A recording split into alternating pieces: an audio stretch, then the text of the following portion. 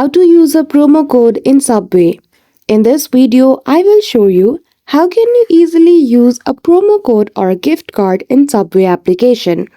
So without any delay, let's get into it.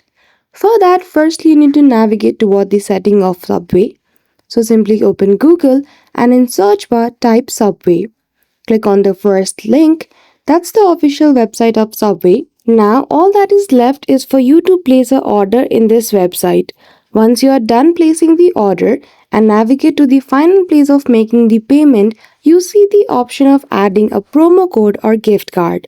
Simply click on it and use your gift card, or if you have a particular promo code, use it there. And that's it. That is how easily you can use a promo code on Subway application. So I hope you found this video helpful. If you did, don't forget to give it a thumbs up and subscribe to our channel for such tutorial. Thank you for watching till the end.